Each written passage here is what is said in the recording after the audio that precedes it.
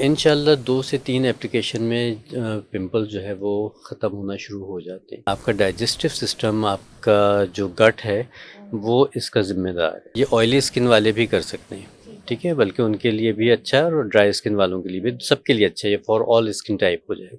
इसकी एहतियात के साथ इसको लगाइए, इंशाल्लाह एक्ने बिल्कुल ख़त्म हो जाएगी, पिंपल्स ख़त्म हो जाएंगी। राइट। अच्छा, ऑयली स्किन वालों का भी सबसे बड़ा मसला होता है जिसकी वो हमें शिकायत करते हुए नजर आते हैं कि ऑयली स्किन पे पिंपल्स बहुत जल्दी आ जाते हैं। हुँ। ठीक है, वो परेशान भी बहुत होते हैं कि अब इन पिंपल से कैसे निजात पाना है।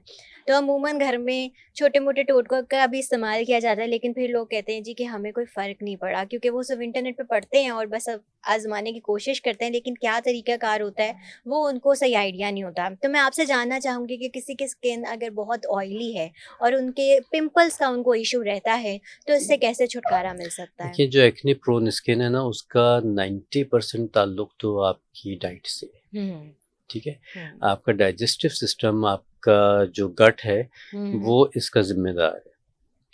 सबसे पहले तो ऑयली चीज़ें खानी छोड़नी है, हेवी चीज़ें खानी छोड़नी है, हुँ। प्रोटीन अच्छी लेनी है, और हुँ, साथ जो एक्सटर्नल आपने एहतियात करनी है, वो आपने ये एहतियात करनी है कि आपने बहुत ज़्यादा गर्द-ओ-गुबार अगर आपके चेहरे पे है, पूरा दिन अगर आप निकले हुए हैं, तो फिर आपने क्लींजिंग ज़रूर करनी है। ठीक है। और वो भी डीप क्लींजिंग करनी है। अब डीप क्लींजिंग के लिए आपको एक होम रेमेडी बता देता हूँ। हुँ, आप ये ऑयली स्किन वाले भी कर सकते हैं, ठीक है। ठीक है? बल्कि उनके लिए भी यस। अच्छा है और ड्राई स्किन वालों के लिए भी, हुँ, सबके लिए अच्छा है। ये फॉर ऑल स्किन टाइप हो जाएगा।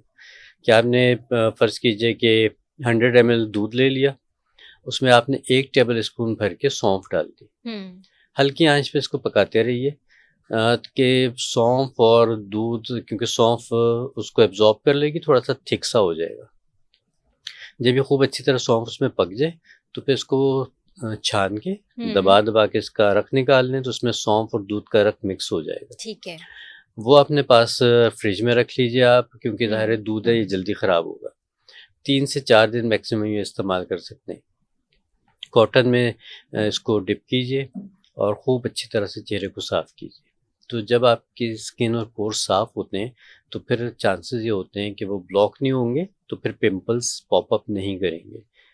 चांस ये होता है। ठीक अगर है। फ़र्ज़ कीजिए कि पिंपल्स निकल ही आए हैं, हुँ, तो फिर आपको इसके लिए चाहिए होगा tea tree oil. Tea tree oil, ठीक है। उसका तरीका ये होगा कि मुल्तानी मिट्टी हुँ, लीजिए, थोड़ा-सा आपने वही माल्टे के छिलकों का पाउडर लीजिए, और उसमें फ़र्ज़ कीजिए कि 1 टीस्पून अगर आपने ये दोनों चीज़ें ली हैं, तो उसमें 5 कतरे आपने टी ट्री ऑयल के मिक्स करने हैं, ठीक है। ठीक है? टी ट्री ऑयल मिक्स करके आप उसको जहाँ-जहाँ पे भी आपका एक्ने है, पिंपल है या पस वाली कोई भी दाना हुँ, बना हुआ है, हुँ, उसके ऊपर लगा के छोड़ दीजिए।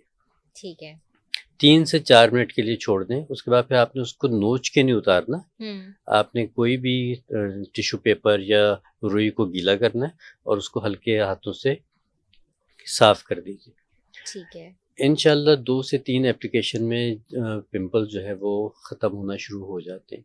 टी ट्री ऑयल जो है वो इसमें सबसे बेहतर चीज़ है। अगर ओके। फ़र्ज़ करें कि आपको कोई बेस नहीं भी मिलता, तो आप टी ट्री ऑयल को थोड़ा-सा किसी भी ऑयल में हुँ, मिक्स करके वो भी लगा सकते हैं।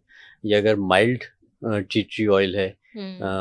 बहुत ज़्यादा कंसंट्रेटेड नहीं है, तो फिर आप उसको डायरेक्ट भी लगा सकते हैं, लेकिन सिर्फ़ और सिर्फ़ फिर वो एक्ने पे लगेगा, स्किन पे नहीं लगेगा। ठीक है, मतलब वो एहतियात करके आपने लगानी है एहतियात कि करें, सिर्फ़ आपके क्योंकि थोड़ा पिंपल पे स्ट्रॉन्ग होता है ठीक है। और ड्राईनेस करता है, तो हुँ, उसकी वजह से फिर ये कि अगर बाकी फेस पे लगेगा तो वो स्किन भी ड्राई होगी।